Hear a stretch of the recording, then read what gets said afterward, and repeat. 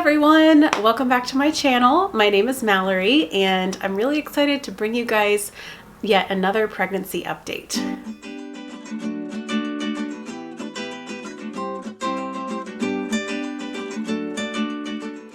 All right, well, if you are new here, welcome. This is my weekly pregnancy update that I do every Friday, or almost every Friday. I've had a few updates where I combined 2 weeks into one, but mostly I do a weekly pregnancy update. This is my first pregnancy. I'm pregnant with a little boy, and for all of you returning members and subscribers, welcome back. I'm so glad you came to view this video. These pregnancy updates really don't need much introduction, so let's just jump into our different categories. So the first one is my pregnancy statistics, and we do my weight and belly size.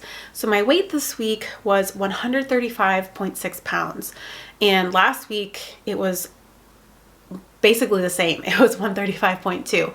So I, again, have not really gained. I didn't really gain much last week, and I haven't really gained much this week. So probably nothing to worry about. My belly size did increase though, so that does mean that baby is growing, and my belly circumference is 39 inches around at the largest part, and that grew an inch from last week.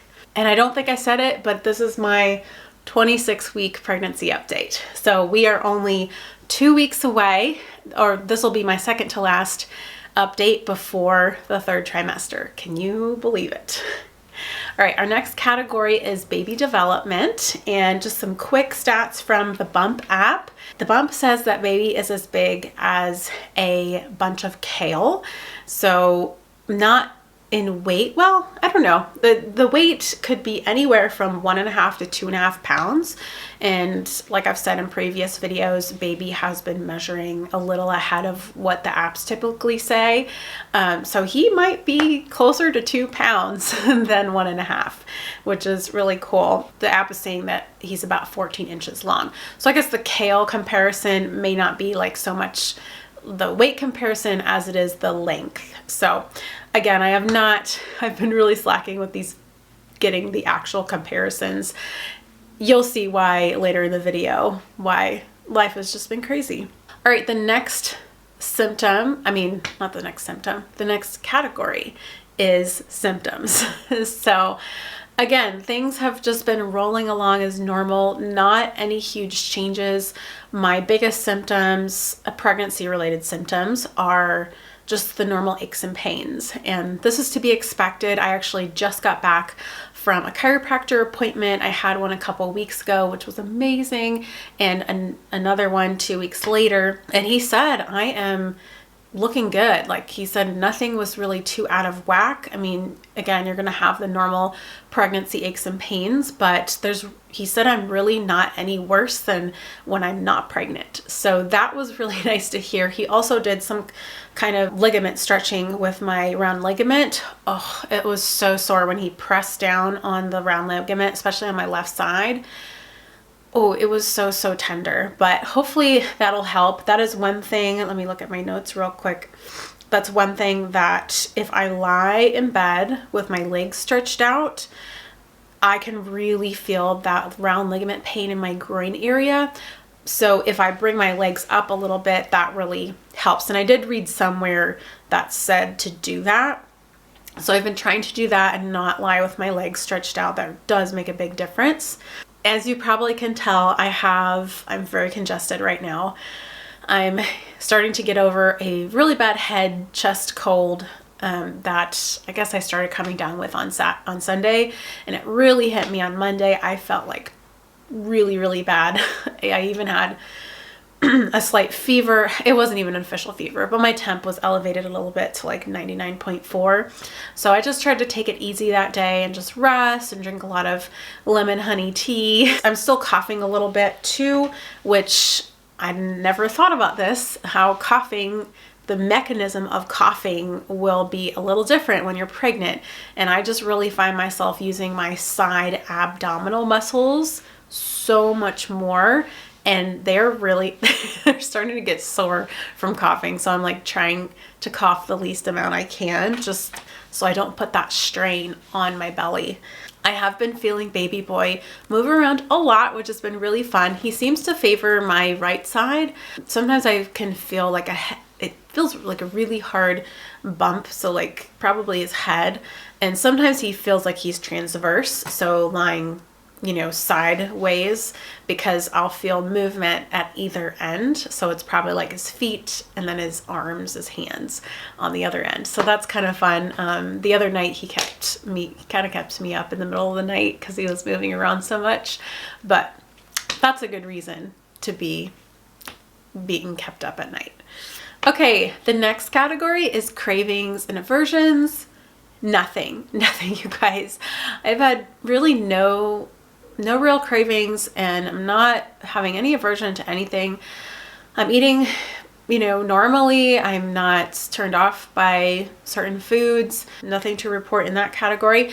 And then the last thing is something new. So that's something new that's happened in this past week. I found out that I barely passed my glucose test. So I think it was my week 24 update that I was saying, yay, I passed and everything. I did pass, but I ended up finding out that the limit, at least here in Germany, the limit for the 1 hour glucose tolerance test is 135 milligrams per deciliter. And my result was exactly 135. So I passed just barely, and I was actually kind of concerned because I was worried that my doctor would want me to do the 2 hour test. So in Germany, the second test, like if you don't pass your 1 hour test, then you have to do a second glucose test, which is 2 hours, but in the United States, it's 3 hours. I don't know how much they make you drink the whole bottle of the glucose drink, but I don't know how big that is. Anyhow, I was so worried that I was going to have to do that 2 hour test, but my doctor said that it's nothing to worry about, that I don't need to do that test. Even though I do trust my doctor, I did trust that I didn't need to do the second test. I wanted to know, like for my own peace of mind, that I wasn't tending toward gestational diabetes. So I got a glucometer, and let me just show you guys. You can buy this at really any, you know, like drugstore. I got this at the PX on base, but basically this is what a glucometer looks like. And I'm very familiar with this because my brother has diabetes. So you need a glucometer, and then it usually comes with a lancet set. So it's the thing that you prick your finger with to get the blood out. And then you have to buy the test strips separately. So it comes in a thing like this, and then the test strips are just these tiny little things. I don't even know if that's going to focus, but it's these tiny little strips that you put into the glucometer. And so I wanted to know for myself that I was doing okay. And so after I started tracking how many carbs and protein, grams of protein that I was eating at my meals and snacks, and then I would, after 1 hour after finishing eating, I would test my blood sugar, and it was excellent. I mean, there's nothing to worry about. Obviously still need to eat healthily, but every time I've tested, except for one time, my blood sugar after 1 hour after eating has been under 100. And that's really, really good. My aunt is a doctor, and she said that you want your blood sugar to be under 140 2 hours after you eat. So I was clearly way below that range. And so that really gave me peace of mind to just kind of test it out for myself to see how my blood sugar reacts to carbs. I eat a lower carb diet anyway because I'm gluten-free, and I'm not eating a ton of bread, even gluten-free bread all the time. So anyway, I'm doing fine. I'm not at risk for gestational diabetes. And so that just put my mind at ease to do that self-experiment last week. And also the reason why maybe some of the sounds seem rushed, I don't have the vegetables to actually show you guys like the comparison. We are less than a month out from leaving Germany. We just booked our flights today. this will be the last video that you see, like furniture, or at least our furniture in the video. Our stuff will be gone by next Wednesday when I film my next update. We will have loaner furniture from the Army, so it's going to be very bare. It won't be a fancy background at all, so just warning you guys.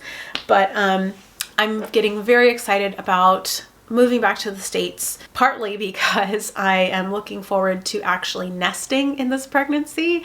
I'm looking forward to setting up our new home and especially setting up the baby's nursery. So we can't do any of that until we leave Germany. So I'm very excited. We've had a really good stint here in the country of Germany. Very grateful for our experience. If you want to see any videos about our time here in Germany, I will put the playlist, I think it'll be up here in the cards, so that you guys can see some of the videos of our time in Germany. We've gotten to see so much. Very grateful for this experience, but it's time to go back home to the States and to start the next chapter of our lives with our first child. So, also 14 more weeks. So I think that's all for this update. It'll be a pretty quick one, probably talking really fast because we have more stuff to do with this move coming up. So I hope you guys enjoyed. If you're pregnant as well, make sure to leave that in the comments below, whether you're first, second, third trimester, first, second, third child. Would love to hear from you and what your pregnancy journey has been like. Until next time, guys, take care. Bye.